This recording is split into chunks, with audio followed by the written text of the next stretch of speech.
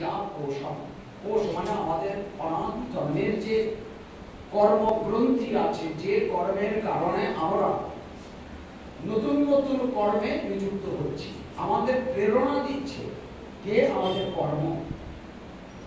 এই দেহ আমরা পেয়েছি অতীত কর্মের ফল ভোগ করার জন্য। সেই অতীত কর্মই আমাদের প্রারব্ধ হয়েছে। অতীত কর্মকে বলে প্রারব্ধ।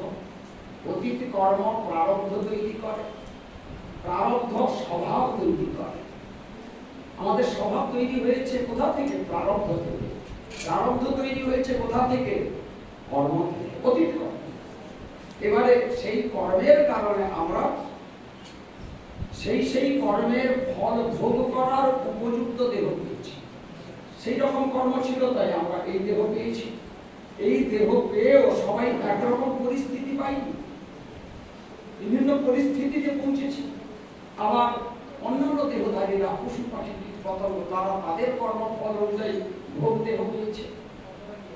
তো এই যে কর্মগ্রন্থি, মূল অতীত জন্মের কর্ম, এই কর্মই আমাদের নতুন নতুন কর্মের দিকে ঠেলছে, কর্মের দিকে ঠেলছে। যদি তমগুণ হয়, তমগুণ বিশেষ কর্ম, সে ধ্বংসাত্মক কর্মের দিকে ঠেলবে। রজগুণ বিশেষ কর্ম যদি হয় অতীতে, সে আমাদের খালি করে যাও, এদিক ওদিক খালি ব্যস্ত থাকো, কেন এত ছুটছি সেটা ভাবার সময় নেই, খাওয়ার সময় নাই। এমনকি বলে বাবা আমার মরার সময় নেই, এই একটু হরিবাসায় এসে হরিকথা আছে, আমার মরার সময় নেই। ছুটছে কেন? হয়তো তারা তো দরকার নেই, ছুটছে কেন না? সে ছুটছে না, তাকে ছোটাচ্ছে তার অতীতের রজগুণ বিশেষ যে কর্ম, সেই কর্ম তাকে ফেলছে। আর যদি সত্যগুণ বিশেষ কর্ম হয়, সত্যগুণ বিশেষ, সে বসে বিশ্লেষণ করবে, বিশ্লেষণ করবে কি থেকে কি হচ্ছে। কিন্তু এই বিশ্লেষণে আটকে যাবে, এগাতে পারবে না যদি সাধু সঙ্গ না হয়। বিশ্লেষণ করলাম কিন্তু পদক্ষেপ নিলাম না। আমার শরীর অসুস্থ, আমি অনেক কিছু ভেবে চিন্তে এইটা নির্ণয় করলাম আমার মধ্যে কোনো রোগ হয়েছে। এই যে রোগ হয়েছে এইখানে আটকে গেল, আর গেল না। যদি তার সেই রকম পরামর্শদাতা থাকে, পরামর্শদাতাকে বিষয় বৈষয়িক জ্ঞান যার আছে, সে তখন তাকে বলবে ভাই তুমি ডাক্তারের কাছে যাও, তবে সে ডাক্তারের কাছে যাবে। এটা বৈষয়িক বিষয়ের কথা হলো। আমাদেরও এখানে জীবনের বিশ্লেষণ হলো, তাই তো এত কিছু করলাম, উনিও তো করলেন, পড়ে গেলেন, সবই তো পড়ে রইল, যাক আমার আর অত ছোটাছুটি করে কাজ নেই, আটকে গেলেন, আর এগোতে পারছেন না। যদি সেই সময় সাধু সঙ্গ হয়, সাধু তাকে পরামর্শ দেবেন, ভাই তুমি সৎসঙ্গে যাও, ভগবত প্রসঙ্গে যাও, প্রভুর দিকে এগিয়ে গিয়ে তার নাম রূপ উপর লীলা কথা শ্রবণ কীর্তন করো, স্মরণ করো। তবে তিনি পদক্ষেপ নিলেন। এই পদক্ষেপ দিতে দিতে যদি আবার গুণের মাত্রা বেশি হয়ে যায়, তিনি তামসিক ভক্তির দিকে ঢুকে গেলেন। অভিসন্ধায় যো হিংসাম দম্ভম মাৎসর্যমেব বা সংগ্রম্ভি ভিন্নত্রিক ভাবম মই কুরিয়াৎ সতামস। তামসিক ভক্তি অভিসন্ধায় যো হিংসাম, অভিসন্ধায় তার অভিষ্ট সিদ্ধির জন্য স্বর্গে যাও, যে এই লোকে যা হলো হলো, বেশি করে থাকা হলো, এবারে পরপারেও যাতে একটু সুখের বন্দোবস্ত করা যায়। অভিসন্ধায় যো হিংসা, বলি আদি দিয়ে এখনো সেই ঘটনা চলছে। হ্যাঁ, সব বড় বড় কর্মকাণ্ডে ব্রাহ্মণরা তারা পরামর্শ দিচ্ছে, ভট্টাচার্যরা পরামর্শ দিচ্ছে তুমি এই করো। হ্যাঁ, বলি টলি দিয়ে হিংসার মাধ্যমে তারা অভিষ্ট সিদ্ধি করতে চাইছেন। তারাও প্রণাম করছেন, মা দুর্গার কাছে প্রণাম করছেন, মা কালীর কাছে প্রণাম করছেন, মাথা ঝোঁকাচ্ছেন, কিন্তু এদিকে বলিয়ে দিচ্ছেন। এটা হলো তামসিক ভক্তি। রাজসিক ভক্তি বিষয়ান অভিসন্ধায় যশ ঐশ্বর্যমেব বা ইয়তে দ্রষ্টব্য নীতিবা বিতভাবস রাজস। তিনি যশ ঐশ্বর্য পাওয়ার জন্য অনেক কিছু আছে, এবার আমি কিছু বিনিয়োগ করবো, আমার যশের খ্যাতি হবে, যশ বাড়বে, বা আমার ঐশ্বর্য আরো বাড়বে, মা লক্ষ্মীর পুজোটি এমন ধুমধাম করে করবো, ব্যাস লক্ষ্মী আর যায় কোথায়। এইটা হলো রাজসিক। হিংসা নাই, কিন্তু তার প্রতিষ্ঠান লোক আছে। সাত্ত্বিকী ভক্তি কর্ম নির্ধারণ উদ্দেশ্য পরস্মিন বা তদর্পণম যজের যষ্টব্যমিতি বা পৃথক ভাব সাত্ত্বিক। তিনি হয়তো রাস্তা দিয়ে যাচ্ছিলেন, এরকম প্রবচন হচ্ছে, তার কানে পড়ল যে যেমন কর্ম করে তাকে সেই রকম ফল ভোগ করতে হয়, যেমন কর্ম তেমন ফল। তিনি একটু ঘাবড়ে গেলেন, তাই তো আমি তো অনেক প্রকার কর্ম করেছি, ছল কপট ইত্যাদি ইত্যাদি, তাহলে এদিকে তো বেশ পরিচিতি আছে, কিন্তু এই কর্মের কারণে তো আমার অধোগতি হয়ে যাবে, নরকের গতি হয়ে যাবে। তাহলে এই কর্মকে খণ্ডন করতে হবে, প্রায়শ্চিত্ত করতে হবে। এই প্রায়শ্চিত্ত পূর্বক কর্মের খণ্ডন করে যাতে দুঃখের ভাগিদার না হন, তিনি এলেন প্রভুর কাছে, প্রণাম করছেন, হে প্রভু যজের যষ্টব্যম ইতি বা যা যা করণীয়। সাধুর কাছে এলেন, সাধু বললেন, ভাই তুমি এই জপ করো, এই মন্ত্র জপ করো, নৃসিংহ মন্ত্র জপ করো, হ্যাঁ তুমি মধুসূদন মন্ত্র জপ করো, তাহলে তোমার এইসব বিপদ কেটে যাবে, কেটে যাবে। এগুলো হলো সাত্ত্বিকী ভক্তি। সাত্ত্বিকী ভক্তি, এই ভক্তিকে শ্রেষ্ঠ ভক্তি বলা হয়। এসব হলো সগুণা ভক্তির মধ্যে। সগুণা ভক্তি, কেউ বৈকুণ্ঠে যেতে চান, কেউ নরক থেকে বাঁচতে চান, কেউ স্বর্গে যেতে চান, কেউ প্রতিষ্ঠা চান, এইসব। এবারে নির্গুণা ভক্তি আরম্ভ হচ্ছে। আচ্ছা, সগুণা ভক্তির মধ্যে আরো একটা ক্রম আছে। প্রভুর কাছে গিয়ে, হে প্রভু, হে প্রভু, তুমি প্রভু আমি দাস, তুমি প্রভু আমি দাস, এই যে ভাবটি, এটাও সগুণা ভক্তির মধ্যে। চৈতন্য চরিতামৃতে সুন্দর বলেছেন, কৃষ্ণ বলছেন, চৈতন্য চরিতামৃতকার তিনি যেন যা লীলা দর্শন হচ্ছে সেইটা লিপিবদ্ধ করছেন। যেন কৃষ্ণ বলছেন, আমারে ঈশ্বর মানে নিজেরে মানে হি, তার প্রেমে বশ আমি না হই অধীন। তুমি প্রভু, তুমি বিরাট, আমি ক্ষুদ্র। আমারে ঈশ্বর মানে নিজেকে মানে হি, তার প্রেমে বশ আমি। বশ কিরকম? সে চাইলে হে প্রভু, খুব আরাধনা করছে, প্রভু এলেন, কি ব্যাপার, কি চাই তোমার? প্রভু আমাকে মুক্তি দাও, প্রভু আমাকে এই দাও সেই দাও। মুক্তি পর্যন্ত প্রভু দিলেন, চলে গেলেন, তার অধীন হলেন না, তার কাছে বাধা পড়লেন না। এটাও সগুণা ভক্তি। নির্গুণা ভক্তি শুরু হচ্ছে এইখান থেকে। লক্ষণাম ভক্তি যোগস্য নির্গুণস্য হৃদাহিতম অহৈতুক্য ব্যবহৃতা ইয়া ভক্তি পুরুষোত্তমে।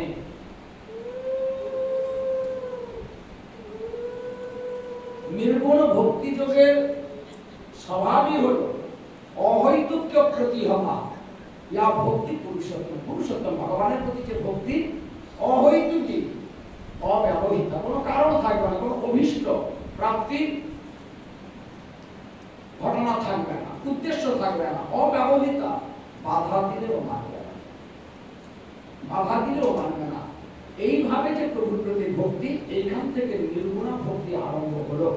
এই নির্গুণা ভক্তির চরম উপলব্ধি কিরকম? সেই কৃষ্ণ চরিতামৃতে বলছেন, নিজেকে বড় মানে, আগে বললেন আমাকে বড় মানে, নিজের মানে হীন। এখন বলছেন সেই ভক্ত নিজেকে বড় মানে আমারে সমহীন সর্বভাবে হই আমি তাহার। নিজেকে বড় মানছে, ভগবান বলছেন ভক্ত নিজেকে বড় মানছে, আমাকে বড়জন তার সমান ভেবেছে। বড় তো ভাবেনি, বড়জন সমান না হলে আমাকে তার চাইতে ছোট ভাবছে। এইরকম ভাবে যে আমার ভজন করে, সর্বভাবে হই আমি তাহার অধীন। এরকম কেউ করেছে? কেবলমাত্র ব্রজে, ব্রজের বাইরে এটা সম্ভব না, ব্রজ ভাবেতেই সম্ভব। মাতা মোরে পুত্র জ্ঞানে করেন বন্ধন, অতি হীন জ্ঞানে করে লালন পালন।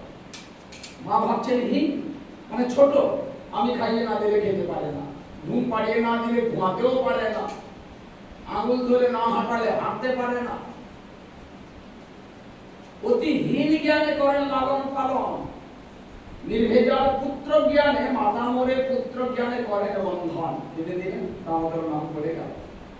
সখা মোরে শুদ্ধ সখ্যে করে স্কন্ধে আরোহণ, সখা শুদ্ধ সখ্যে করে স্কন্ধে আরোহণ। তুমি কোন বড় লোক? তুমি আমি সম। সৎমাহীন ভাবলেন, সখারা সমান ভাবলেন। এই ভাবনায় সখারা কৃষ্ণের কাঁধে চেপে আর কৃষ্ণ সখাদের কাঁধে চাপিয়ে তাদের চরণ ধরে ঘুরছেন, সেই সখাদের এটো খাচ্ছেন। তুমি সম, তুমি কোন বড় লোক? তুমিও গোয়ালার ছেলে, আমরাও গোয়ালার ছেলে। তুমিও গাই চড়া, আমরাও গাই চড়ে। তুমি কোন আবার হবেনি দেখা তুমি। আর মধুর রসে গোপিকারা তারা কখনো সমভাবে, কখনো আবার হীন, তার চাইতে কম ভাবে। প্রিয়া যদি মান করি করয়ে ভক্তসন, বেদস্তুতি হইতে হরে সেই মোর মন। বেদ যত স্তুতি করেছেন, যত কেউ যারা করেছেন তার মধ্যে ঝঙ্কারপূর্ণ স্তুতি করেছেন বেদ। সেই বেদের স্তুতি আমার ভালো লাগে, কিন্তু আমার মনকে হরণ করতে পারে না। আর আমার প্রেয়সী বর্গ রাধারানী ললিতা বিশাখা আদি তারা যখন মানপূর্বক অভিমান করে আমাকে তুচ্ছ তাচ্ছিল্য করেন, মনচোর, চিৎচোর, মানচোর, তুমি কি বুঝবে প্রীতির কথা? তারা বলছেন তুমি কপটি, কুহক নো মনক সৌভয়ন্তি। কুহক মানে কপটি, কপটতা যার আছে, তুমি কপটি, ছলিয়া। এই সব শব্দ শুনলে আমার মন আর আমার কাছে থাকে না।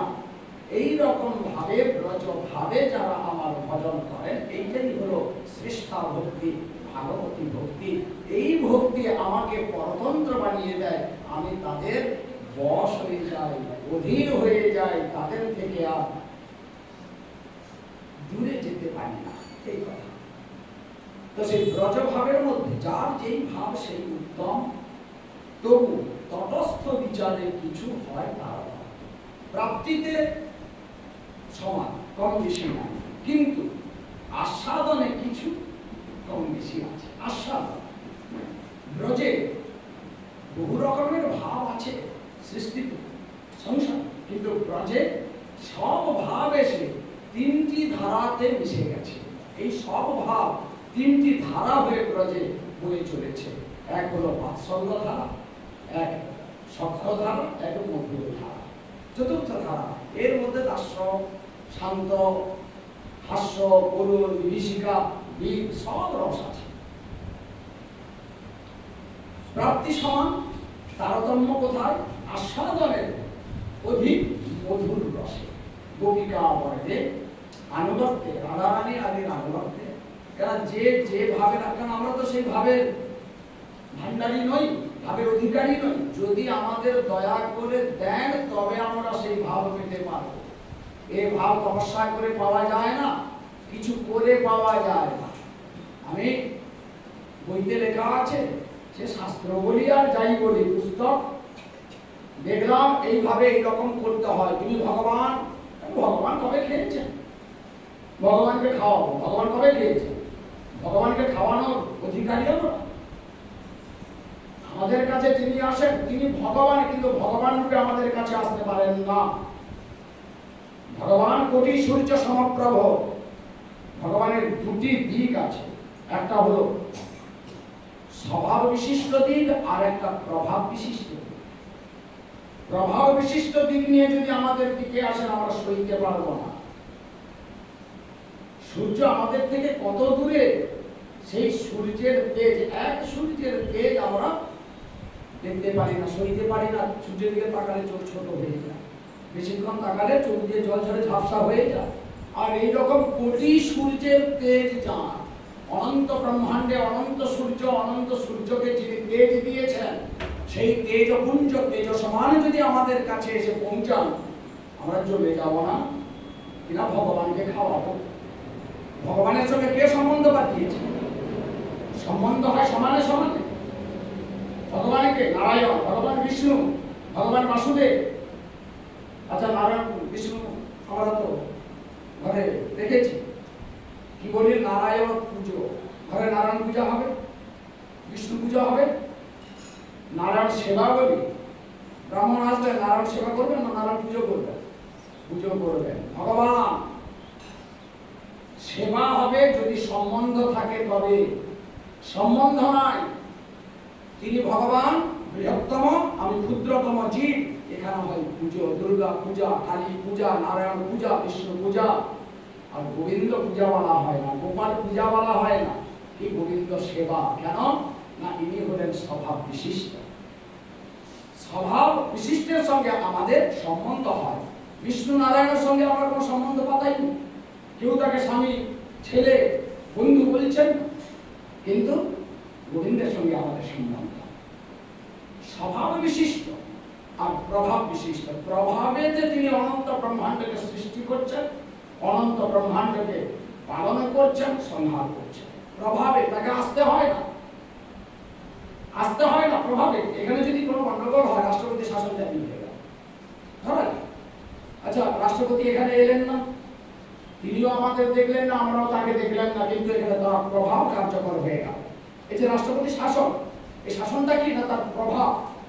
রাষ্ট্রপতি যে পদ, সেই পদের প্রভাব এখানে লাগু হলো, সেই প্রভাবকে আমরা মেনে নিতে বাধ্য। সেইভাবে আইন তৈরি হয়েছে, তো রাষ্ট্রপতিকে আসতে হবে না, ভগবানকে তাই কোথাও যেতে হয়। তিনি প্রভাবে সব জায়গায় আছেন, প্রভাবে সব জায়গায় আছেন, কিন্তু স্বভাব না গেলে হয় না। স্বভাব, রাষ্ট্রপতির মিষ্টি খাওয়াটা স্বভাব, তিনি মিষ্টি খেতে ভালোবাসেন। তো তিনি থাকবেন দিল্লিতে, আমরা এখানে যদি মিষ্টি দেখায় খেতে পারবেন? মিষ্টি খেতে গেলে তো তাকে আসতে হবে বা আমাদের যেতে হবে। তো আমরা ভগবানের কাছে যেতে পারবো না, তাকে আমাদের কাছে আসতে হবে। কি রূপে? স্বভাব বিশিষ্ট রূপে, তবেই না মিষ্টি আদান প্রদান হবে। আর মিষ্টি দিতে গেলে একটা সম্বন্ধ দরকার, হয় মা রূপে মিষ্টি দেব, স্ত্রী রূপে দেব, বন্ধু রূপে দেব, কোনো না কোনো সম্বন্ধ নিয়ে আমাকে তার কাছে যেতে হবে। তাই তিনি যখন স্বভাব বিশিষ্ট হয়ে আসেন, তখনই আমরা সম্বন্ধ পাতাই, তখনই ব্রজভাব প্রকট হয়। সম্বন্ধ বিনা ব্রজভাব ধারণ করা হয়, তাই না? আর খালি সম্বন্ধ পাতাতে চাইলে তো হবে না, সম্বন্ধ করিয়ে দেবে কে? আশ্রয় ভজিলে বিষয় পাবি। আশ্রয় যদি বাৎসল্য ভাবে, বাৎসল্য সম্বন্ধ পাতাতে চাও, মানে সে ছেলে, আমি মা বাবা এরকম, তাহলে আমাকে বাৎসল্য রসের আশ্রয়ের আনুগত্যে যেতে হবে, নন্দ যশোদার আনুগত্যে যেতে হবে। তখন তারা কৃপা করে এই সম্বন্ধটি করিয়ে দেবেন। সক্ষ রসেতে যেতে গেলে শ্রীরাম সুদামাদের আনুগত্যে যেতে হবে, তবে এই সব সম্বন্ধ করিয়ে দেবেন। আর মধুর রসে যেতে গেলে রাধারানী আর ললিতা আদি গোপীদের আনুগত্যে যেতে হবে, তবে কে তারাই সম্বন্ধ করিয়ে দেবে। মনে মনে আমি ভাবলাম, আমার ভাবতে আপত্তি কোথায়? আমি যদি ভাবি আমি সমগ্র ভারতবর্ষের মালিক, ভাবতে কে নিষেধ করতো? কেউ তো মানা করলো না, কিন্তু বাস্তবে এটা হলো কি? হলো না। তো সেই রকম গোবিন্দ আমার স্বামী, এটা তো আমি ভাবলাম, তো তাতে কি এলো গেল? বাস্তব নয়। তাই আনুগত্যে যেতে হবে, তাদের আনুগত্যে সরাসরি যেতে পারবো না। তাদের আনুগত্যে যেতে গেলে আমাদের যিনি তাদের কাছে পৌঁছাবেন, সেই ব্যষ্টি রূপে, দেহ রূপে, সাক্ষাৎ দেহ ধারণ করে আমাদের যে প্রত্যক্ষ পরামর্শ দিচ্ছেন, উপদেশ দিচ্ছেন, সেই গুরুদেবের আনুগত্যে যেতে হবে। গুরু আনুগত্যে গেলে তবে তিনি, এইটাই হলো পারম্পরিক সূত্র। পরম্পরা যদি ছিন্ন হয়ে যায়, যেতে যেতে চেনটা কেটে গেছে, সেখানে কি হবে? বাস বৃন্দাবন বিহারী নামে কি যায়। তাই ব্রজভাব আনুগত্যময়ী, পারম্পরিক সূত্রে বাঁধা। পরম্পরা যদি কোথাও ছিন্ন হয়ে যায়, সব গোলমাল হয়ে গেল, ঠিকানা মিলবে না, ঠিকানা হারিয়ে যায়। তো আমরা একটু মধুর রসের কথা শুনবো। বৃন্দাবনের তখনকার সামাজিক অনুশাসন বা সামাজিক ব্যবস্থা রক্ষণশীল ব্যবস্থা ছিল, রক্ষণশীল সমাজ ব্যবস্থা। অবিবাহিতা বা যুবতী বিবাহিতা, বিবাহিতায় কিন্তু এখনো বয়স্কা হননি, এই রকম স্ত্রীদের বাইরে বেরানোর অনুমতি ছিল না, তারা অন্তঃপুরে থাকবে। রাধারানী ললিতা যেসব আছে, বাকি যারা বাইরে যেতেন বয়স্করা, ছেলেরা সব কৃষ্ণের সখা পদ পেয়েছে, শ্রীরাম সুদাম বলদাম আদি এনারা, তারা গোষ্ঠ থেকে ফিরে ঘরে তাদের মা বাবা যারা আছেন তাদের বলতো, তারা জিজ্ঞেস করতেন, হ্যাঁ রে আজ যে লালার সঙ্গে গেলি গোচারণে, সেখানে কি কি হলো? তারা কৃষ্ণ কি কি করেছে সেই কৃষ্ণ কথা বলতেন। বয়স্করা এসে তারাও সেই কৃষ্ণ কথা বলতেন। বৃন্দাবনের আলোচ্য বিষয় কৃষ্ণ ছাড়া আর কিছু না, সবার প্রাণ যেন কৃষ্ণেতেই আটকে আছে। এই তো অন্তঃপুরবাসিনী গোপিকারা তারা এই কৃষ্ণ কথা শুনতে শুনতে তাদের কৃষ্ণের প্রতি একটা অনুরাগ জন্মালো। তারা কৃষ্ণকে এমন কিছু জানেন না, এই শুনতে শুনতে কৃষ্ণের প্রতি কৃষ্ণ নাম, কৃষ্ণ গুণ, কৃষ্ণ লীলা বৃন্দ, তিন স্বরূপ সম, তিন চিদানন্দ। দেখলে তবে অনুরাগ আছে তা না, তার নাম রূপ গুণ লীলা কথা যার কানে পড়েছে সে আর স্থির থাকতে পারেনি, স্থির থাকতে পারেনি। প্রসঙ্গক্রমে আমরা একটি শ্লোক শুনি। উদ্ধবজিকে পাঠিয়েছেন মথুরা থেকে বৃন্দাবনে, কৃষ্ণ তখন মথুরা গেছেন, সেখান থেকে পাঠিয়েছেন। এক ভ্রমণকে সামনে দেখে রাধারানী তিনি সমাধিস্থ হয়ে আছেন, তিনি কৃষ্ণভাবে বিভোর হয়ে সেই ভ্রমণকে দুধ জ্ঞান করে কথা বলছেন।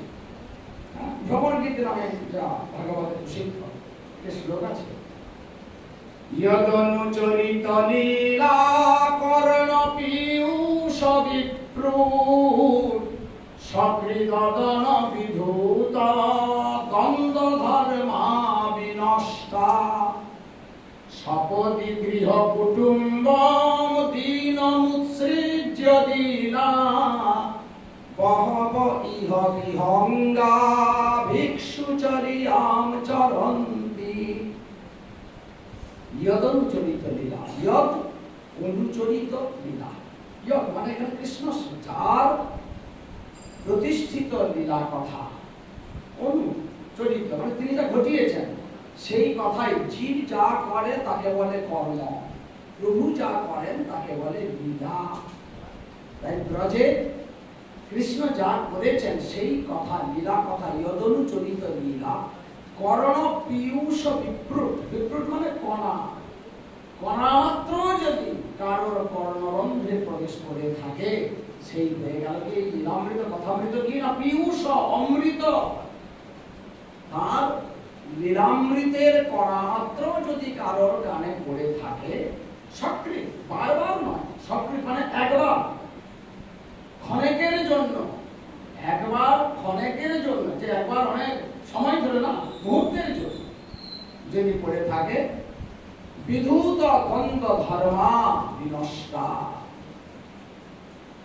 আমাদের এই যে দ্বন্দ্ব ধর্ম, দেহ দেহি, আমরা দেহিকে অনুভব করতে পারছি না দেহের কারণে, এই জন্য দেহকে আমি আমি বলে যাচ্ছি, আমি তুমি, আমার তোমার, এই যে সুখ দুঃখ, আমি আছি বরাবর থাকবো না, এই যে পরস্পর বিপরীত কথা, আছি নাই, আমি তুমি, এটা ওটা, এই যে দ্বন্দ্ব, এই দ্বন্দ্ব ধর্ম বিনষ্ট হয়ে যায়। সপদি গৃহ কুটুম্ব দীন উৎসৃজ্য দীনা, শোনা মাত্রে তিনি আর ঘরে থাকতে পারছেন না, অস্থির হয়ে যাচ্ছেন। এই অস্থিরতা যখন চরম রূপ নিল তখন তিনি গৃহ কুটুম্ব উৎসৃজ্য, এই যে আত্মীয় স্বজন মা বাবা ইত্যাদি সবাইকে উৎসৃজ্য ছেড়ে বেরিয়ে পড়লেন অনিশ্চয়তার পথে। নিশ্চিত বাসস্থান, এইটা আপাতত আমি এই বাড়িতে জন্মেছি, এইটাই আমার বাড়ি, আমার খাবার সময় আছে, ঘুমানোর সময় আছে, ঘুমানোর জায়গা আছে, খাওয়ার জায়গা আছে, এখানে সব কিছু বন্দোবস্ত আছে, এই বন্দোবস্তকে উপেক্ষা করে আমি অনিশ্চিতের পথে চললাম। কোথায় যাব, কোথায় থাকবো, কি খাবো, কোনো খবর নাই। তবে যাচ্ছি কেন না, সেই যার কথা শুনে এই রকম হলো তার অনুসন্ধানে যাচ্ছি। তার অনুসন্ধানে যে তার কাছে যাচ্ছি, এই রকম স্বভাব চাপ, তার যদি একটু সেবা করতে পারতাম এই সংসারে। হ্যাঁ, এ তো সব যে ঠাকুরদার আমলের ব্যবসা। ঠাকুরদা আমার বাবাকে ধরিয়ে গেল, বাবা অপেক্ষা করে আছে কখন আমার হাতে চাবির গোছাটা তুলে দেবে। তারপরে তুলে দেবে কেন না, কখন কি হয়ে যায়, মানে আমার মরণকাল এসে গেছে, তাই মরার আগে যেন চাবিটা ধরিয়ে দিয়ে দিতে পারে। তো ঠাকুরদা চাবি ধরিয়ে মরে গেল, বাবার চাবি ধরিয়ে মরে যাবে, আমি আমার ছেলেকে চাবি ধরে মরে যাবো, তারপরে কি হবে? এই তো পর্ব মরে গেল। তারা মরে কি না লাভ করেছে? আর তারা যদি লাভ না করে থাকতে পারে, আমি মরে আর কি নতুন লাভ করব? তাই দেখো, অনেক ক্ষেত্রে যা আছে চলুক, কিন্তু আমার জীবন গতির কি হবে? কদাচিৎ কেউ কেউ এইরকম ভেবে তারা বেরিয়ে পড়লেন। তা বেরিয়ে যেতে দেখে এই যে গৃহ কুটুম্ব আত্মীয় স্বজন তারা দুঃখী হচ্ছে, দিন যে বাবা একটা ছেলে তুই চলে গেলে আমাদের কি হবে, আসো আমাদের কি হবে। তারা আটকে রাখতে চাইছে তাদের নিজের স্বার্থের জন্য। তোমার কি হবে সে প্রশ্ন তাদের নাই। তুমি চলে গেলে আমাদের কি হবে, তুমি চলে গেলে দোকানের কি হবে। এইভাবে তারা দুঃখী হয়ে তাকে ধরে রাখতে চান, আর তিনি তাদের দিকে ফিরেও তাকান না। এইভাবে চললেন। বহব ইহ বিহঙ্গা ভিক্ষু চলিয়াম চরন্তি। বিহঙ্গ পাখি যেমন এ গাছ সে গাছে ঘুরে বেড়ায়, তার নিশ্চিতই কোনো বাসস্থান নাই, কি খাবে কোনো নিশ্চয় নাই, ঠিক সেই রকম সাধুরা, এখানে বিহঙ্গ মানে সাধু, বহু সংখ্যক সাধু এইভাবে তারা চলে গেছেন এবং ভিক্ষু চলিয়াম চরন্তি, তাদের দেহ নিবৃত্তি করেন ব্রজবাসীর ঘরে, তাদের উচ্ছিষ্ট ধারণ করে ব্রজবাসীর ঘরে মাধুকরী করেন, আর ব্রজবাসী তাদের উচ্ছিষ্ট দেন।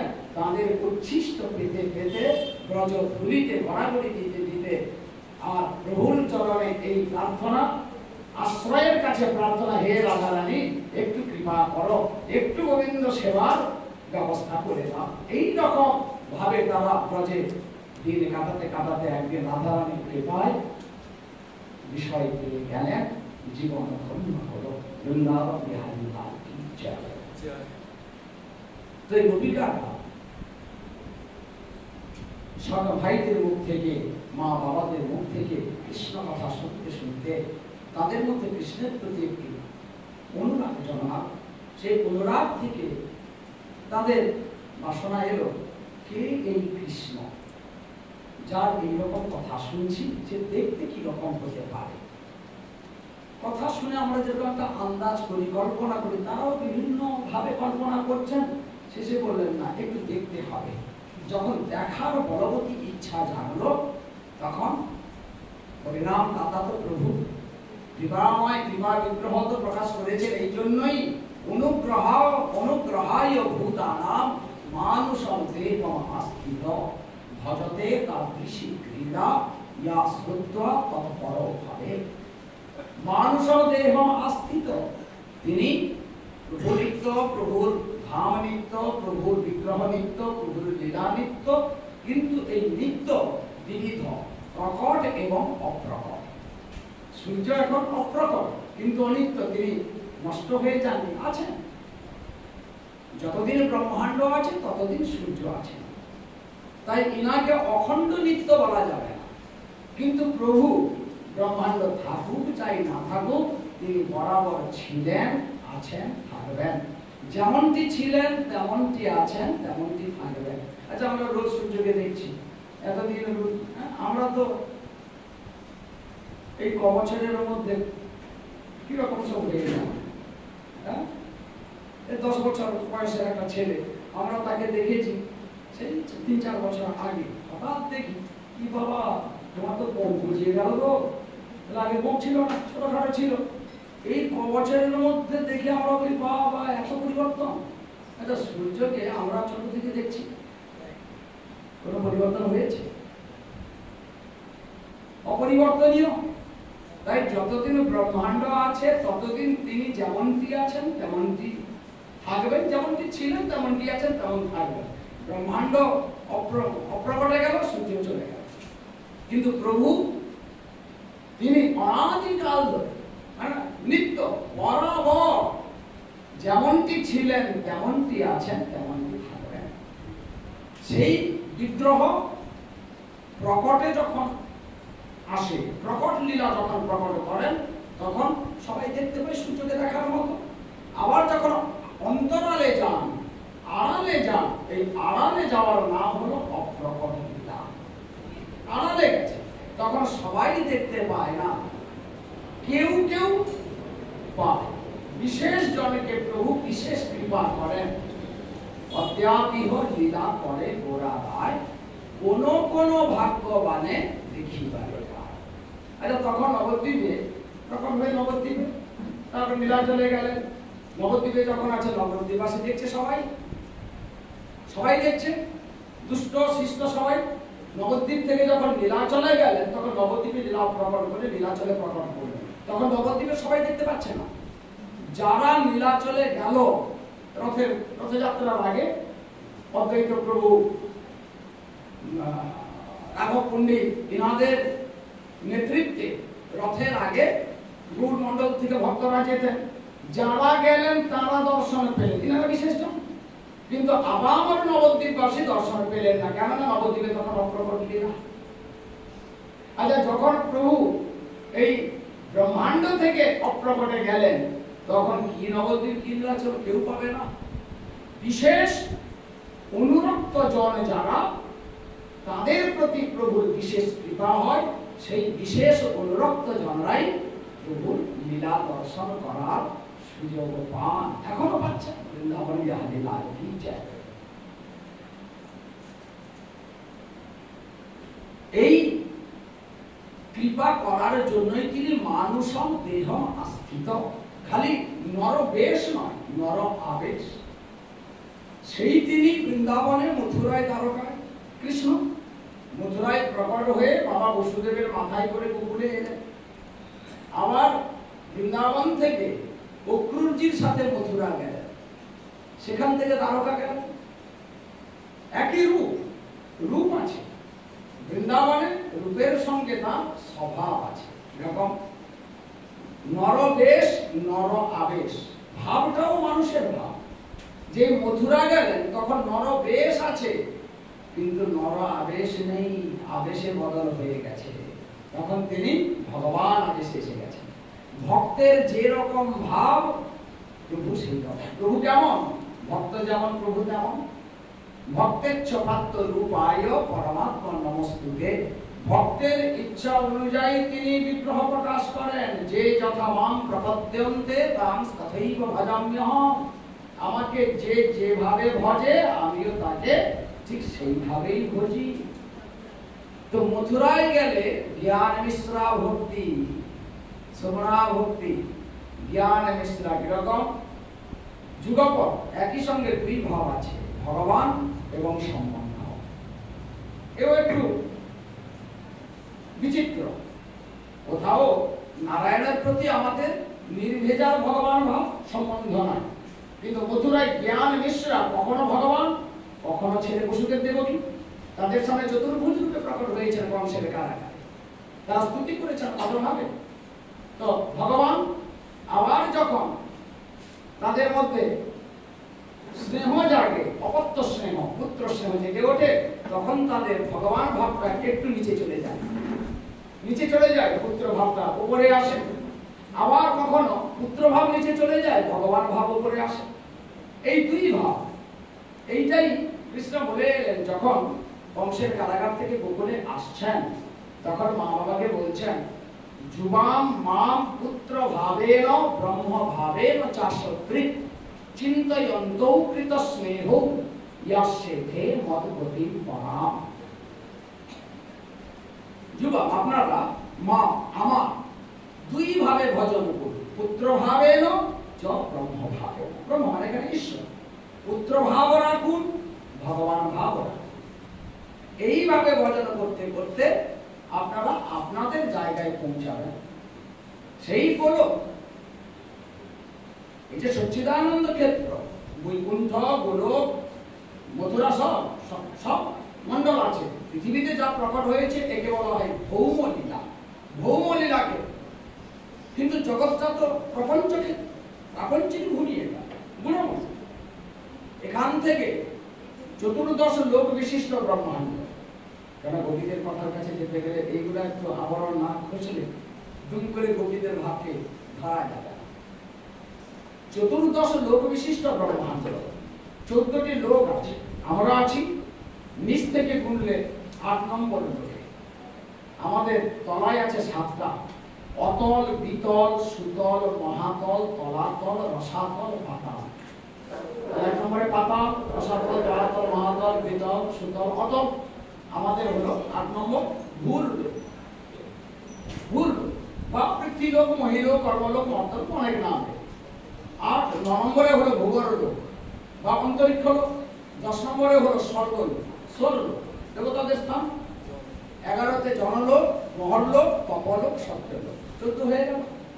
এই 14 লোক নিয়েই তো ব্রহ্মাণ্ড, এবং পুরো ব্রহ্মাণ্ডই হলো সপ্তরাজতম গুণাত্মিকা। গুণ মানে তো জড়।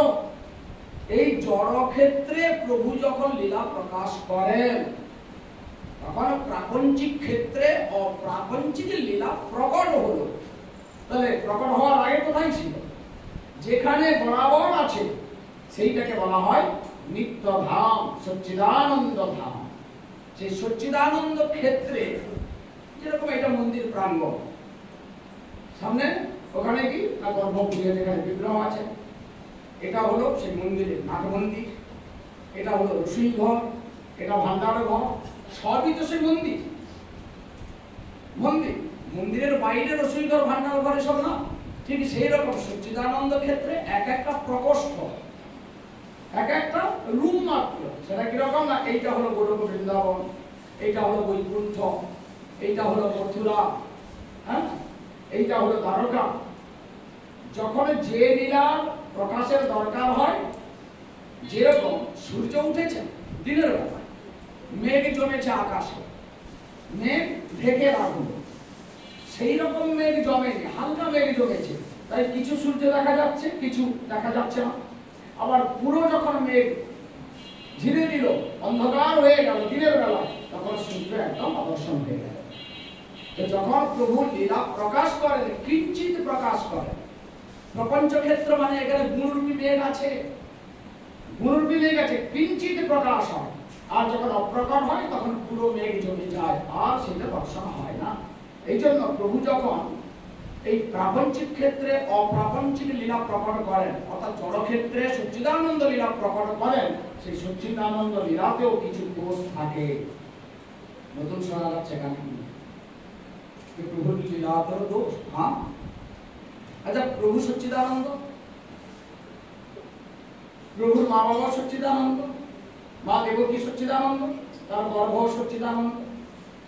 সচ্চিদানন্দ গর্ভ না হলে সচ্চিদানন্দ সেখান থেকে আসবে কি করে? আম গাছ থেকে তো আম হবে, কাঁঠাল গাছ থেকে তো হবে না। সচ্চিদানন্দ গর্ভ থেকে সচ্চিদানন্দ ফল এসেছে। সেই সচ্চিদানন্দ গর্ভে দেবকীর প্রথম 6টি পুত্র নিধন হয়ে গেলেন জন্মে। মৃত্যুকার হয়, আমাদের হয়, জড়ের হয়, জড়ের হয়। এই দেবকীর 6টি পুত্রকে কংস নিধন করে গেছে। কংস করুন, যেই করুন, তারা তো নিধন হয়েছে। জন্ম মৃত্যু এ হলো জড়ক্ষেত্রের লক্ষণ। সচ্চিদানন্দে মৃত্যু নাই, জন্ম নাই। সেখানে একবার যদি জড়ক্ষেত্র থেকে কেউ পৌঁছে যায়, ইয়দ্গত্বা ন নিবর্তন্তে তদ্ধাম পরমং মম, সেই পরমধাম মানে নিত্যধাম, সেখানে মৃত্যু লীলা ঘটতে পারে না। এখানে দেবকীর সচ্চিদানন্দ গর্ভ হওয়া সত্ত্বেও সেখানে একটু দোষ লাগলো, দেবকীর প্রথম 6টি পুত্রের নিধন হয়ে গেল। এটা প্রাপঞ্চিক ক্ষেত্রের স্বভাব। প্রভু লীলা প্রকট করলেও কিছু না কিছু দোষ সেখানে লাগিয়ে রাখেন, না হলে নিত্যধামের সঙ্গে প্রাপঞ্চিক ধামে তফাৎ বোঝা যাবে না। এটা যে প্রকাশিত, এখানে কিছুটা মেঘ আড়াল করে রেখেছে, হ্যাঁ, তো অনুগ্রহ করবেন কি না, তিনি যদি বিগ্রহ প্রকাশ না করতেন তার রূপের কথা আসতো কি করে? রূপ যদি না আসতো তাহলে নাম আসতো কি করে? আমাদের আগে নাম এসেছে না আগে রূপ এসেছে? জন্ম হলো কি না ছেলে হয়েছে, মেয়ে হয়েছে, বলছি আমার তাহলে আগে হলো রূপ তারপরে নাম। এই যে ছেলে বলে বলছে এটা একটা নাম, এই ছেলে এদিকে এসো, এই মেয়ে এদিকে এসো, তাহলে আগে রূপ আসবে তারপরে নাম আসবে।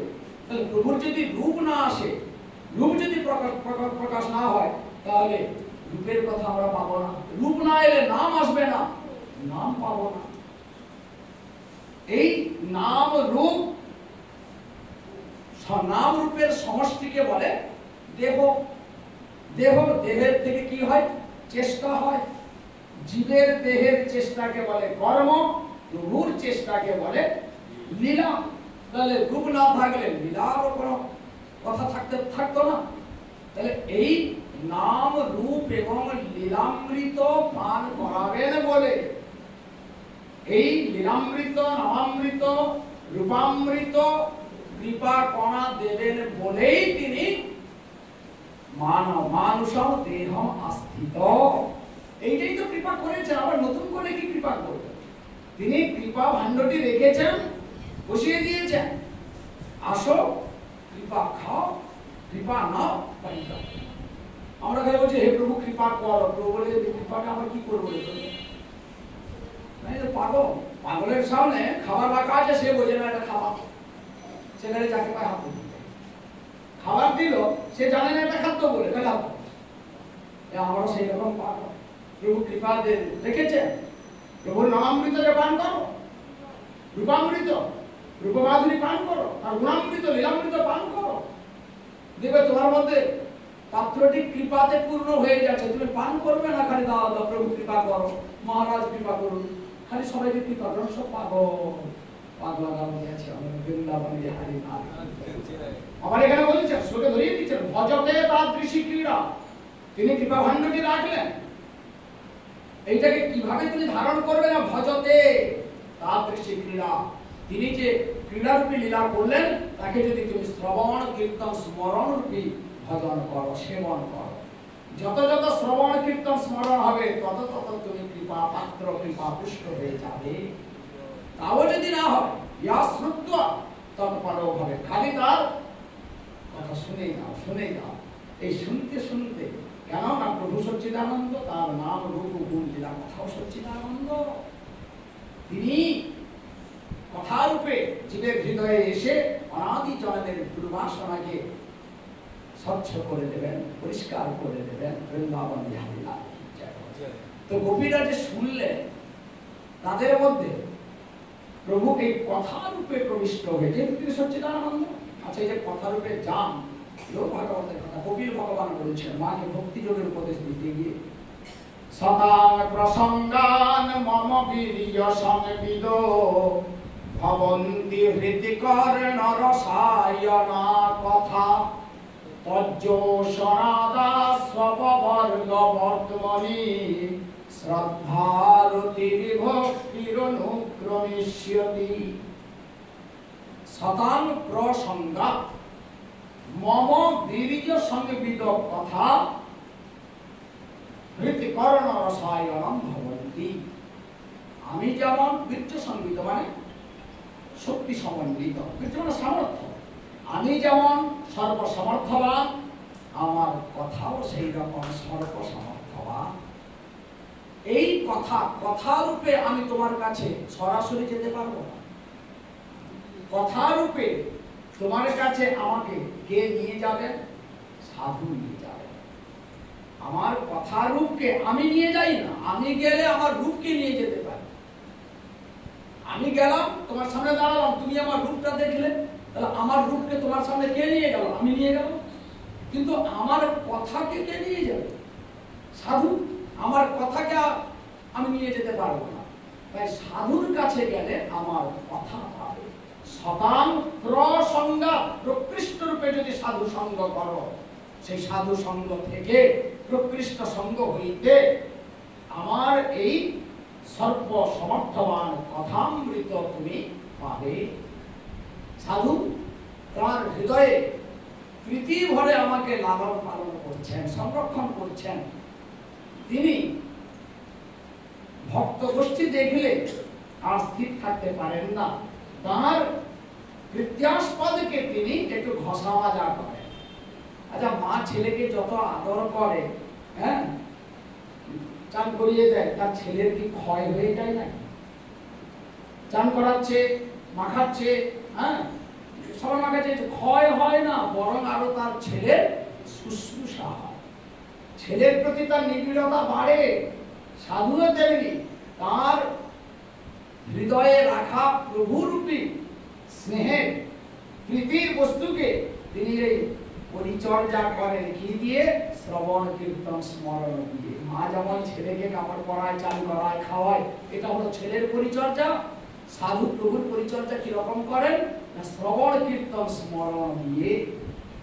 যখন তিনি কীর্তন করেন, তার মুখ দিয়ে, মুখদ্বার দিয়ে প্রভুর কথা স্বরূপ প্রকট হন।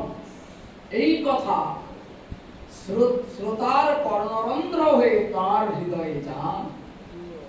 তাহলে জীবের হৃদয়ে প্রভু গেলেন কথা রূপে, কথা রূপে গিয়ে সেই জীবের অনাদি জন্মের হৃদয়ে থাকা যে দুর্বাসনা, তাকে তিনি শোধন করে দিলেন, শোধন করে দিলেন।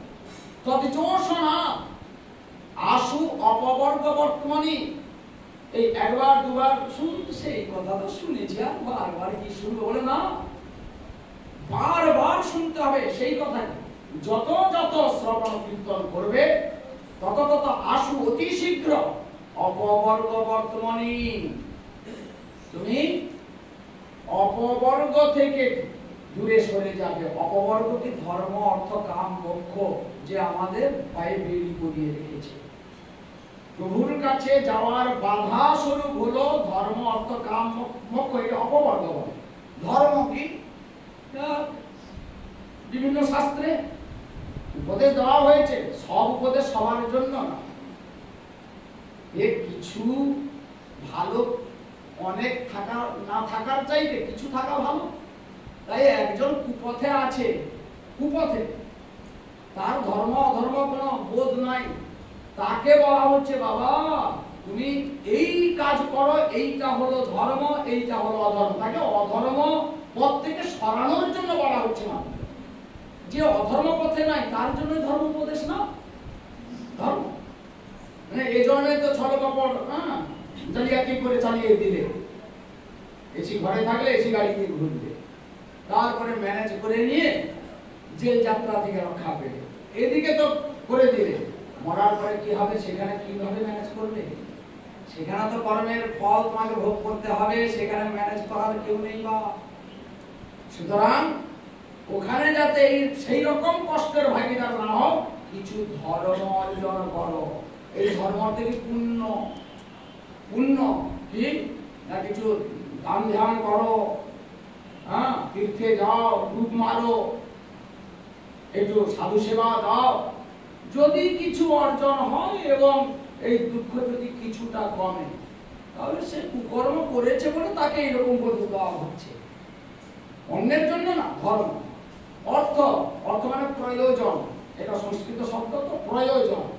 প্রয়োজনের তো আমাদের শেষ নাই, যত হয় ততই যেন প্রয়োজনের ফর্দ বেড়ে যায়। আগে তো আচ্ছা, এই অঞ্চলে এই যে বাগুইয়াটি, এদিক থেকে যত আমরা উত্তরের দিকে যাব, তত তো সব অধিকাংশ পূর্ববঙ্গীয়, পূর্ববঙ্গীয়। হ্যাঁ, বারাসতের দিকে গেলে তো 80% বাংলাদেশ। তারা এদিকে এসে বলেন, ও আমাদের যা ছিল না। আচ্ছা, ছিল যদি ছেড়ে এলেন কেন? এত যদি ছিল ছেড়ে এলেন কেন? দিয়ে এখানে এভাবে আছেন কেন? ওই 2 শতক জায়গা কিনে আছেন কেন? এত যদি ছিল, ছিল না সেটা বলা হচ্ছে না। এত কিছু যেরকম ছিল সেরকম দুঃখটাও বেশ মোটা ছিল, গুঁতা ছিল। হ্যাঁ, ওই গুঁতার চোটে তো এদিকে এসেছে না। হ্যাঁ, কেন? সেটা হলো সেখানে বাবা তুমি হরিবল বলবে, আর প্রতিবেশী আছে অন্য, সে তোমার হরিবলের, হ্যাঁ, হরিকেও বাদ দিয়ে দেবে, বলটাকেও চালিয়ে দেবে। তো সেই জন্য আসতে বাধ্য হয়েছ। তো এখানে এসে কি অবস্থায় ছিল, এখানে এসে কোন রকমের জীবন বাঁচানো। আচ্ছা, সেইখান থেকে আজ অট্টালিকা হয়েছে, তবু চাহিদা কমেছে। তখন কি ছিল? একটু যদি মাথা গোজার ঠাঁই হলো, যে মাথা গোজার ঠাঁই হলো, একটু দক্ষিণ দিকে বারান্দা থাকবে, হ্যাঁ, একটু এই থাকবে সেই থাকবে, তারপরে যেই হলো কি একটা গাড়ি দরকার, 4 চাকা থাকবে, হলো। তারপরে কি এসি ছাড়া না থাকা যায় না, যা গরম, এসি ছাড়া থাকা যায় না, কি পাচ্ছে তো। আর প্রথমে কি ছিল? একটু মাথা গোজা, হ্যাঁ, প্রাণটাকে বাঁচানো। তাই প্রয়োজনের শেষ নাই। এই প্রয়োজন মেটানোর জন্য কেউ প্রভুর দিকে যাচ্ছে, হে প্রভু প্রয়োজন মেটাও। কেউ দুঃখের হাত থেকে বাঁচার জন্য ধর্মের দিকে ছুটছে, ধর্ম অর্জনের দিকে। কেউ আবার কাম মানে কামনা, ধর্ম অর্থ কাম, কামনা। তার কামনা হলো আমি যদি একটা ধর্মশালা করতে পারতাম, মানে ভালো কাম। একটা ধর্মশালা করলে কি হবে না, আমি অল্প খরচে সেখানে, কোথায় ধর্মশালা, সব তীর্থক্ষেত্রে ধামে হয় ধর্মশালা, সেখানে বানালাম, তারপরে অল্প খরচে ভক্তদের আমি পরিষেবা দিতাম। ভাবনাটা ছিল ভালো, যে ধর্মশালা হয়ে গেল সেসব মানে দুর্বুদ্ধি প্রকাশ করে না, দুর্বুদ্ধি রাখে পেছনে, সামনে রাখে ভালো কথা, কিন্তু ভালো কথার আড়ালে সে তার মন্দ কার্যটি হবে।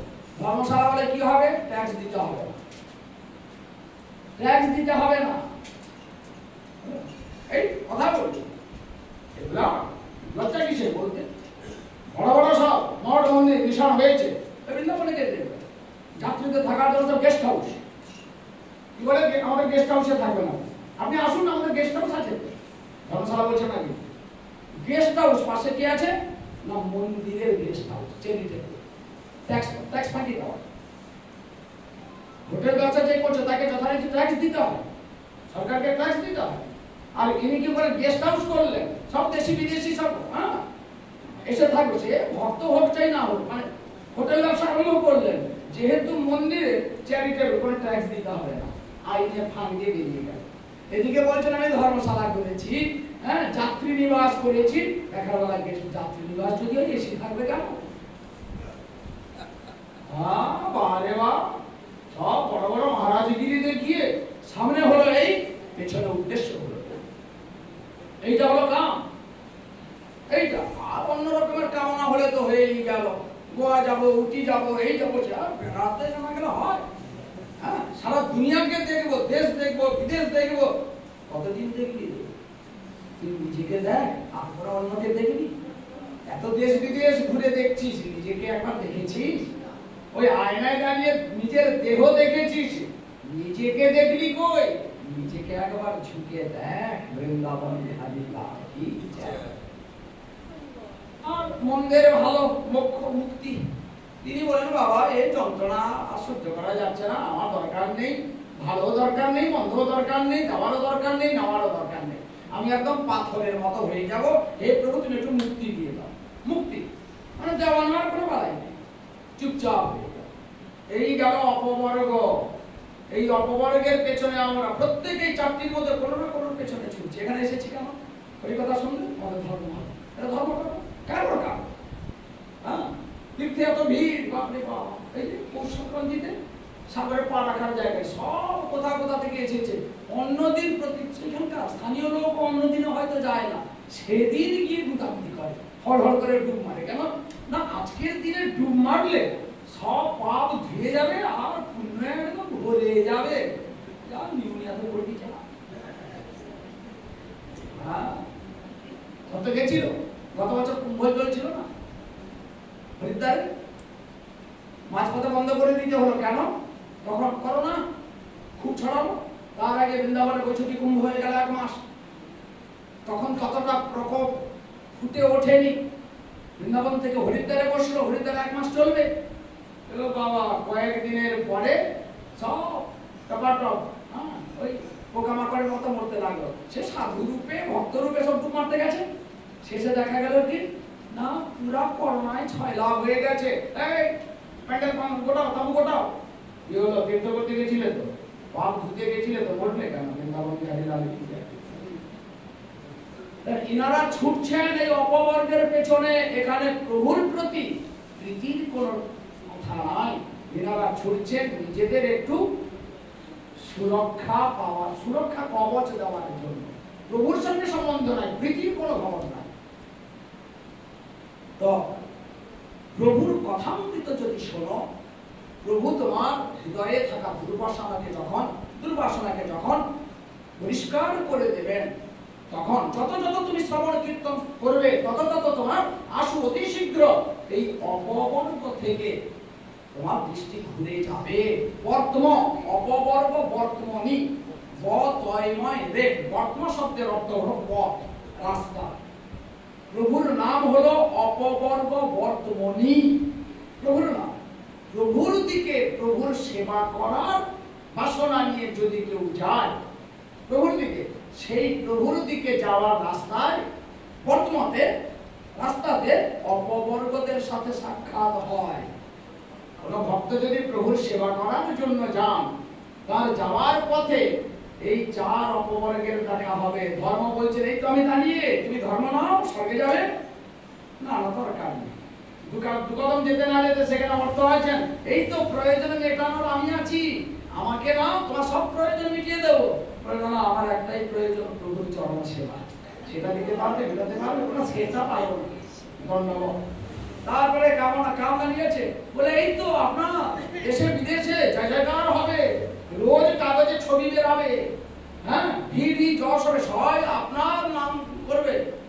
বলে আমার নাম করবে আমি থাকলে তো তাদের নাম করলে কি আমি থাকবো?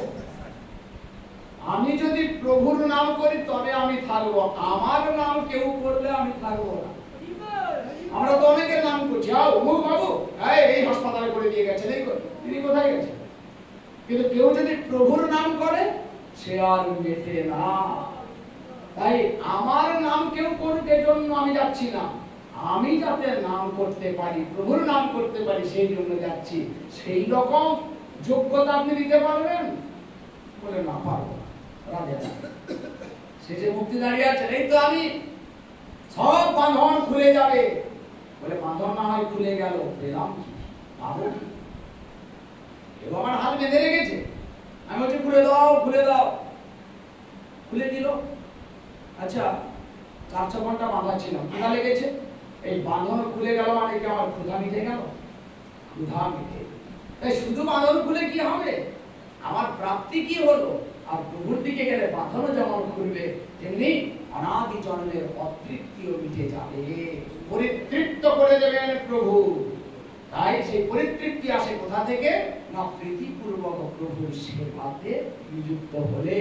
আর নিযুক্ত হওয়ার আগে সেবা বাসনা থাকতে হবে। খালি সেবা বাসনা থাকলে হবে না, ভক্তের সেবা বাসনার উপরে যদি প্রভুর অনুমোদনশীল মোহরটি পড়ে তবেই গিয়ে সম্ভব। এই ভক্তের সেবা বাসনার উপরে অনুমোদন মোহর লাগানোর জন্যই প্রভুর বিগ্রহ প্রকাশ। বৃন্দাবন বিহারী লাল তিনি বিগ্রহ প্রকাশ করেছেন কেন? গীতায় শ্লোকটি যে প্রভু আসেন কেন?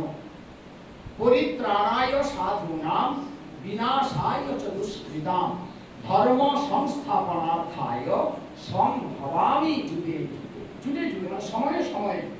স্বয়ং ভগবান বলছেন সম্ভবামি, অহম সম্ভবামি, আমি সম্যক রূপে আমার বিগ্রহ প্রকাশ করি যুগে সময়ে সময়ে। কেন? মূল উদ্দেশ্য হলো পরিত্রাণায় সাধূনাম, সাধুদিগকে পরিত্রাণ দিতে আসি। সাধুরা বা পরিত্রাণ কিসের? সাধু তো তিনি। দুঃখের সনদ বিঘ্ন মনা সুখেশ বিগত স্পৃহ বীত রাগ ভয় ক্রোধ স্থিত ধীর মনির উচ্চতে। যিনি দুঃখে অনুদ্বিগ্ন থাকেন, দুঃখেষু অনুদ্বিগ্ন মানে দুঃখ যাকে কাঁপাতে পারে না। সুখেষু বিগত স্পৃহ, সুখে যিনি বাবা করে নাচেন না। বীত মানে কত? রাগ ক্রোধ ভয়। রাগ মানে আসক্তি, ক্রোধ চলে গেছে, ভয় চলে গেছে। স্থিত ধী, তার ধী বুদ্ধি স্থিত হয়েছে কোথায়? একান্তে স্থিত হয়েছে। একস্ব চরণান্তে স্থিত। নির্জনতা আর একান্ত এক জিনিস না। নির্জন মানে সেখানে আমি ছাড়ার কেউ নাই, নির্জন স্থানে আছে, আমার দেহটা নির্জন স্থানে আছে, কিন্তু আমার মন বাজারে ঘুরছে। মন বাজারে, দেহটা নির্জন। এইটা হলো আমরা নির্জন আর একান্ত বলে তো একান্তে থাকবে না, এটা নির্জন। একান্ত কি? দেহ হাটে বাজারে ঘাটে মাঠে যেখানে থাকে থাকুক, মন এক জায়গায় স্থির আছে। সে কে কোথায়? না একস্য চরণ অন্ধে। এককে এ সংসারে এক রূপে কেবলমাত্র প্রভু, আর তো এক নয়। একমেবা দ্বিতীয়ম, একম এবং অদ্বিতীয়ম। আচ্ছা, একম মানে তো বোঝা গেল এক, একম এবং মানে নিশ্চিত অর্থে একটা অপয় লাগাচ্ছেন, এক ই। তারপরে আবার বলছেন অদ্বিতীয়ম মানে ডুপ্লিকেট নাই, বিকল্প নাই। দৃঢ় করার জন্য বলছেন আমি একই, পাছে তাতেও কারো সন্দেহ থেকে যায়, তাই বলছেন অদ্বিতীয়। হ্যাঁ, কারণ লীলা হয়েছে এরকম ডুপ্লিকেট লীলা, আর কলিযুগে তো পাড়ায় পাড়ায় ডুপ্লিকেট লীলা, সব ভগবান। দ্বারকায় হয়েছে দ্বারকা লীলা। পৌন্ড্র নামে একজন ছিল, পৌন্ড্র দুষ্টের হাঁড়িয়ে, তার দুটি হাত, আর দুটি হাত কৃত্রিম ভাবে তৈরি করে লাগিয়ে নিয়েছে, দিয়ে বাজার থেকে কিনেছে যন্ত্রপাতি, শঙ্খ চক্র গদা পদ্ম ধরে ফেলেছে। হ্যাঁ, ব্যাটারি চালিত চক্র। যখন ঘুমায় তখন সব ঝোলামালা খুলে রাখে, তারপরে যখন বাইরে আসে আবার সব লাগিয়ে নেয়। দিয়ে প্রজাদের, রাজা আসে, প্রজাদের থেকে আদায় করার জন্য এবার সব বলল আমি হলাম আসল বাসুদেব, দ্বারকায় যে আছে সে হলো নকল। তাই সব আসল বাসুদেবকে দান দক্ষিণা যা দেওয়ার দাও সব দেবে, আমারই পূজা করবে। এই খবর দ্বারকায় প্রভু পেয়েছেন। প্রভু পাগলদের কথার উত্তর কে দিতে যায়? হ্যাঁ, কে দিতে যায়? তবু প্রভু কিছু বললেন না। কিন্তু পৌন্ড্র দুষ্ট বুদ্ধি, তার বিনাশের কারণ তো তার নিজের বুদ্ধি।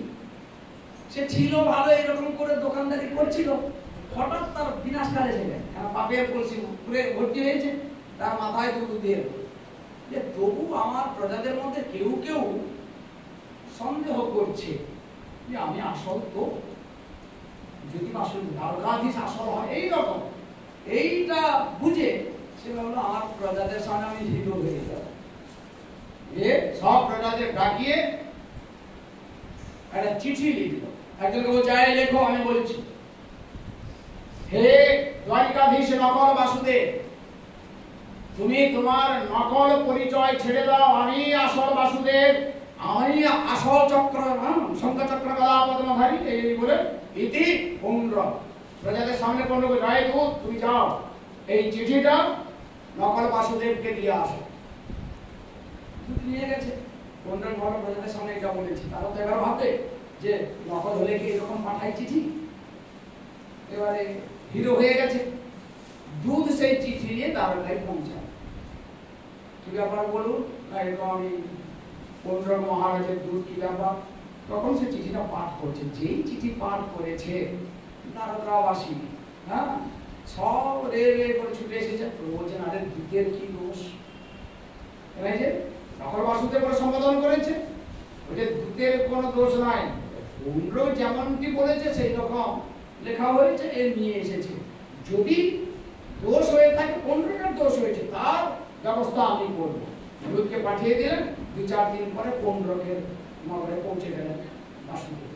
ও হে তথাকথিত নকল বাসুদেব, তথাকথিত আসল বাসুদেব, তুমি নাকি আসল, আমি নাকি নকল, এসো। এদিকে খবর হয়ে গেছে ভগবান এসেছেন, দ্বারিকাধীশ এসেছেন, আর আসল নকলের প্রমাণ হবে। যারা কৌতূহলে সব এসে গেছে।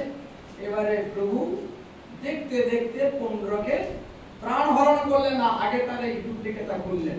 দুটি যে আঠা দিয়ে লাগানো হাত, তার আগে খুললেন নকল যন্ত্রপাতি, চক্র খুলে তার ভেতরে ব্যাটারিটা খুলে দিলেন। বলছে আমরা এর জন্য আসলকে নকল ভেবে কি অন্যায় করেছি। তারপরে এক এক করে কৃত্রিম হাত খুলে দিলেন দুটা। পৌন্ড্র, কি পৌন্ড্র, তুমি কি আসল না নকল? প্রভু তুমি আসতে গেলে কেন? আমি তো হিরো হচ্ছিলাম, তুমি এসে তো আমার ব্যবসাটা চৌপাট করে দিলে একদম। বলে এবার তোমাকে চৌপাট করবো। পৌন্ড্রকে তো তখনও নকল ছিল বাজারে। আর যেহেতু কলিযুগ, এখন তো লোমবাসতে কম্বল উধাও, ঘরে ঘরে ভগবান জন্মাচ্ছে, পাড়ায় পাড়ায় ভগবান। হ্যাঁ, আর কলিযুগে প্রভু নিজের কথাকে বেশিক্ষণ মনে রাখতে পারেন না, কিন্তু ভক্তের কথাকে কখনো ভুলেন না। প্রহ্লাদ মহারাজের মুখ দিয়ে এটা বেরিয়ে গেছে, প্রভুই মনে করেছেন, ছন্ন কলৌ ইয়দা ভব ত্রিযুগত সত্ত্বম। তুমি সত্য ত্রেতা তারপর 3 যুগে প্রত্যক্ষ রূপে আসেন, ভগবান রূপে, কিন্তু কলিযুগে ছন্ন কলৌ, কলিযুগে তুমি প্রচ্ছন্ন রূপে আসবে। এই প্রচ্ছন্নতার সুযোগে পাড়ায় পাড়ায় ভগবানের আবির্ভাব বাড়ছে এবং বাড়বে। সব ভগবান। হ্যাঁ, আরে কিছু সামর্থ্য থাকলে সে ভগবান হয়ে যাবে।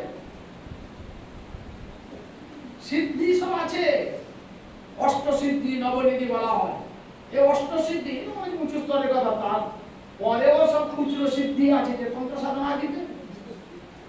এই সিদ্ধি দেখিয়ে দিল, বাবা ভগবান। কে জলপটে হেঁটে চলে গেল, বাবা ভগবান। তো কে 3 দিন খায়নি, না খেয়ে মালা জপ করছে 3 দিন আগে, 3 দিন না খেয়ে গেছে, এ ভগবান, এ একদম আসি। হ্যাঁ, ভিড় হয়ে গেল। বৃন্দাবন কে হরি লাল কি। তো বলছেন যত যত প্রভুর কথামৃত শ্রবণ করে পরিত্রাণের সাধনা। সাধুদের পরিত্রাণে কি না, সাধুরা সুখে বর্ষিত হন না, দুঃখে ব্যথিত হন না। প্রভু তাদের একটাই দুঃখ আছে, হে প্রভু কল্পনায় তো অনেকদিন তোমার সেবা করলাম, এটা আমি ভাবছি, কিন্তু তোমার কাছে যাচ্ছে কি না, তুমি দিচ্ছ কিনা আমি কি করে বুঝবো? তাই তোমার সাক্ষাৎ সেবা না করতে পেরে আমি স্থির হতে পারছি না। সেই মানুষের সেবা করা অস্থির সাধুর কাছে প্রভু আসেন। অস্থিরতা কেন? সাক্ষাৎ সেবা করতে না পারার জন্য। তাই সেই সাধুর কাছে তিনি সাক্ষাৎ সেবা নিতে আসেন। সেবা নিতে আসতে গেলে, সাক্ষাৎ আসতে গেলে তো বিগ্রহ প্রকাশ করতে হবে। বিগ্রহ না আনলে তিনি সাক্ষাৎ আসবেন কি করে? তাই তিনি আসেন সাধুদের জন্য। তিনি প্রভাবে সবার ভেতরে আছেন, যেমন বাতাস, রূপ নাই তাই তাকে দেখা যায় না, ধরা যায় না। প্রভুও তেমনি প্রভাবে আছেন, সর্বত্র আছেন। বাতাস যেমন সব জায়গায় আছে প্রভাবে, প্রভুও তেমনি প্রভাবে সব জায়গায় আছে। একটা মশা মেরে দিলাম, একদম রোগড়ে দিলাম, যন্ত্রণা করছে, ঘষে দিলাম, মশার ভেতরে থাকা ভগবানের কি হলো? চ্যাপ্টা হয়ে গেলেন নাকি? প্রভু তো সব জায়গায় আছেন। তার ভেতরে কি রূপে ছিলেন? বাতাস রূপে, প্রাণবায়ু রূপে ছিলেন। এই প্রাণ পঞ্চপ্রাণ বলা হয়, প্রাণ অপান সমান জ্ঞান উদান। প্রাণ যখন বেরিয়ে যায় তখন হরিবোল, আর যতক্ষণ সেই প্রাণ আছে ততক্ষণ সবল সক্রিয়, তারপরে হরিবোল।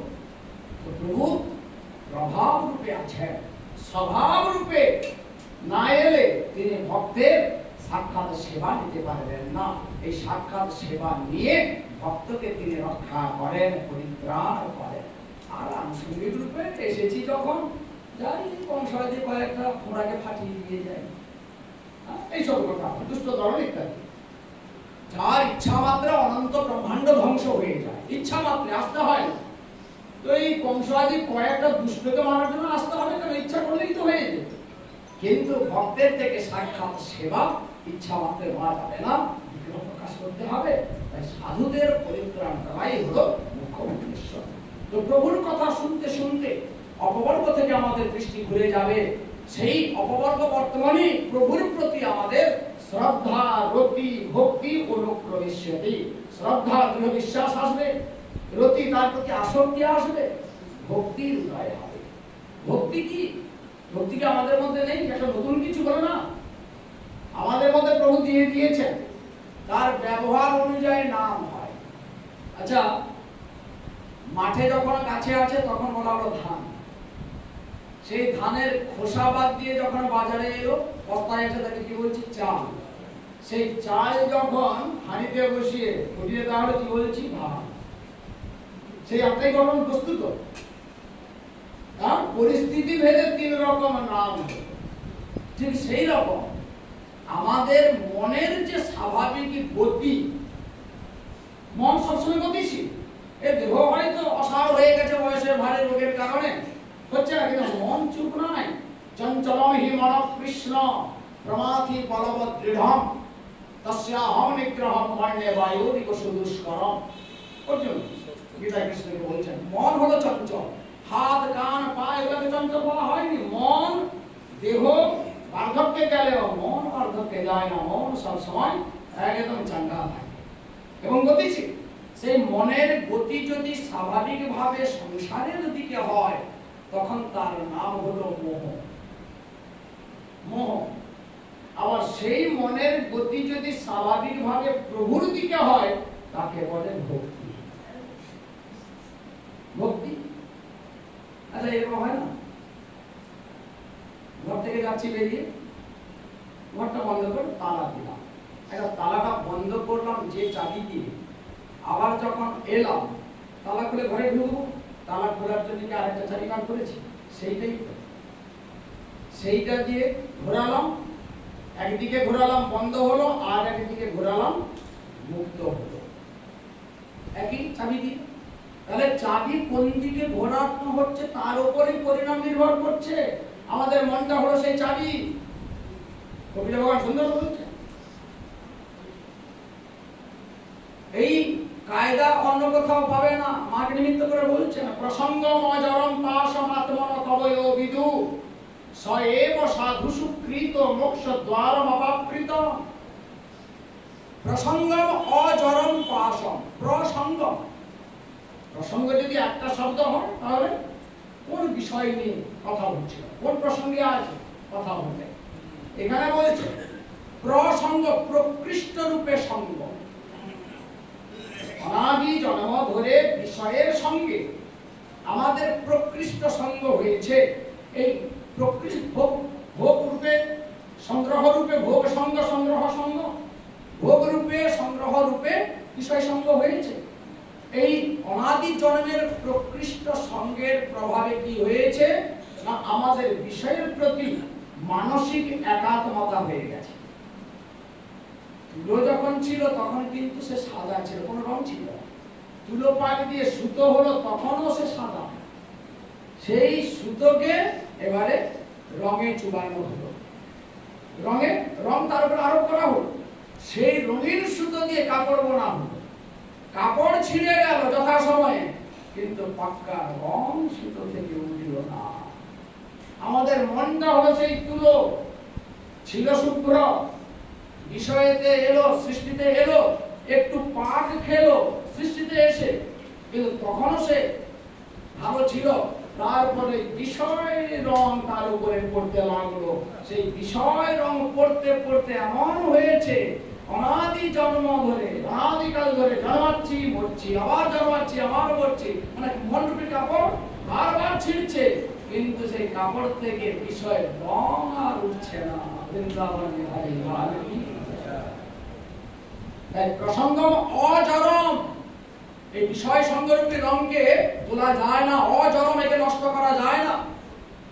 তুমি কি তপস্যা করবে, কি সাধন ভজন করবে?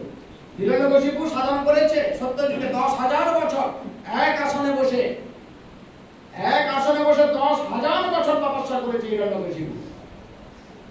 শক্তি পেয়েছে, তার ইষ্ট ব্রহ্মাজির দর্শন পেয়েছে, ব্রহ্মাজির কিংবা অনেক রকমের শক্তি পেয়েছে, কিন্তু তার দুর্বাসনাকে কাটাতে পেরেছে। তাই সাধন ভজনেও অনেক পরে, সেগুলা নয়, আগে যার চিকিৎসা করা দরকার তার চিকিৎসা করাতে হবে। তাই অজরম পাশম, পাশ মানে দড়ি। একদিন আমরা গেছিলাম বিষয়ের কাছে, আজ বিষয় আমাদের এমন ভাবে বেঁধে ফেলেছে, বিষয় পাশ দিয়ে মানে দড়ি দিয়ে, সেই বাঁধন থেকে নিজেকে আর বার করতে পারছি না। কপিল ভগবান বলছেন আত্মন কবয় বিদু। আত্মন মানে যারা আত্মানুভবী হয়েছে, অনুভবী হয়েছে। কবয় যারা শাস্ত্রকার হয়েছেন তারা এই প্রকার বললেন যে একে নষ্ট করা যায় না। যায় না যদি, তাহলে আমাদের প্রতি কি হবে? না, যায় না, অন্যের দ্বারা যায় না, নিজের দ্বারা যায় না, অন্যের সাধন ভজন ইত্যাদি ইত্যাদির দ্বারা যায় না। একটাই উপায় আছে, বিকল্প কিছু নয়, একটাই পন্থা, কি সএব সাধু সুকৃত মোক্ষ দ্বারম অপাকৃত। যদি সেই জীব সাধুর চরণে আশ্রয় নেয়, সাধুর নির্দেশ ক্রমে পথ চলে, তবেই তা মুক্তির দ্বার অবাবৃতম খুলে যাবে। মাতে এই সব কিছুর মূলে হলো মন, মনের প্রতি অভিমুখ। গুণেষু সপ্তম বন্ধায় রতন বা পুংসী মুক্তায়। এক চাবি যেমন একদিকে ঘুরলো আটকে গেল, একদিকে ঘুরলো খুলে গেল। আমাদের এই মন রূপী চাবি যদি গুণেষু সঙ্গম, গুণেষু সপ্তম বন্ধায়, গুণ মানে এই যে ইন্দ্রিয়ের গুণ, সপ্তরজতম জগতের গুণ, সেই গুণের আদেশ হয়েছে ইন্দ্রিয়তে। এই যে গরম পড়েছে, চলো একটা এসি, এসি কি এসে এখন তো সব ইনস্টলমেন্টে দিচ্ছে, হ্যাঁ ইনস্টলমেন্টে দিচ্ছে। আচ্ছা কিনলাম এসি নিয়ে ঘরে আসছে, লাগানো হয়নি, অ্যাক্সিডেন্ট হয়ে গেল, হয়ে গেল। এবারে দিন আনে দিন খায়, তার ছেলেরা এখনো বড় হয়নি। এবারে দোকানদার বলা বিক্রি হওয়া জিনিস ফেরত দিই না, টাকা তোমাকে দিতে হবে। এবারে ছেলে টাকা দেবে করতে গেলে ধার করলো, ধার দেবে গিয়ে সুদে নিল। এবার সুদও দিতে পারে না, আসলও দিতে পারে না। বাবার সাধের এসিতে থাকার ইচ্ছা, ছেলে বলছে বাবা লাগানো দাও, আমার হলো কাল। বাবা এসে তাল লাগিয়ে দিয়ে গেছে, হ্যাঁ আর আছে যখন কি করবো, লাগিয়ে দিই। দোকানদার যখন ফেরত নেবে না লাগাই, এদিকে কারেন্টের বিল দিতে পারে না, কারেন্ট বন্ধ দেখা নোটিশ কেটে দেবো, কেটে দেবো। একদিন কেটেও দিল, এসিটা লাগানো আছে, কারেন্ট নাই। এদিকে যার থেকে টাকা সুদে নিয়ে দোকানদারকে দিয়েছে, সেখানে টাকা দাও, হ্যাঁ এবারে কি করবে, এই শেষে ঘর থেকে পালিয়ে গেল। এসি লাগানো আছে, সে ঘর তালাতে পালিয়ে গেল, ধার শোধ করতে না পেরে। কি হলো, বৃন্দাবন বিহারী লাল। তো গুণের অধীন যদি হয়ে যাও, গুণেষু সপ্তম, ইন্দ্রিয়ের অধীন যদি হয়ে যাও, তাহলে এই রকম বন্ধায় বন্ধনে এসে যাবে। যা আছো বরং ভালো আছো, আরো গন্ডগোল অবস্থায় পৌঁছে যাবে। রতন বা পুংসী মুক্তয়ে, এই মন যদি পুংসী মানে পুরুষোত্তম প্রভুর প্রতি আসক্ত হয়, গুণের অনুগত হয়ে গেলে বন্ধন, আর প্রভুর দিকে যদি ঝুঁকে যায় তাহলে মুক্তয়ে, মুক্তির পথের প্রতি হয়ে যাবে। আর এই পথ দেখানকে সাধু, তাই সাধু চরণাশ্রিত হয়ে সেই পরম পুরুষের অভিমুখে মনকে ছোটা। তো মনের স্বাভাবিক গতি অনাদি জন্মের অভ্যাসবশত আমাদের সংসারের দিকে, তাই এটাকে বলে মোহ।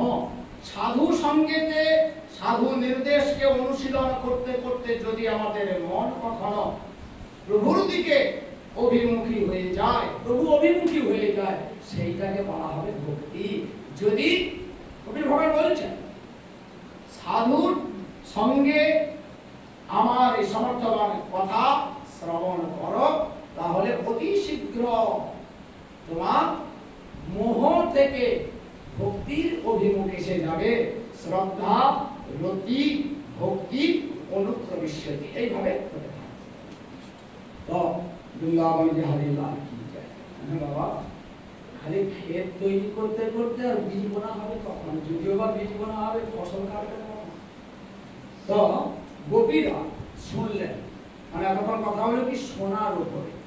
গোপীরা শুনে যে আর থাকতে পারছেন না, এবার দেখতে হবে কৃষ্ণ কেমন। প্রভু অনুমোদন দিলেন, কালীয়নাথকে নিগ্রহ করার উচিলায় গোপীদের দর্শন দিলেন। গোপীরা ক্ষণেকের দর্শন পেয়ে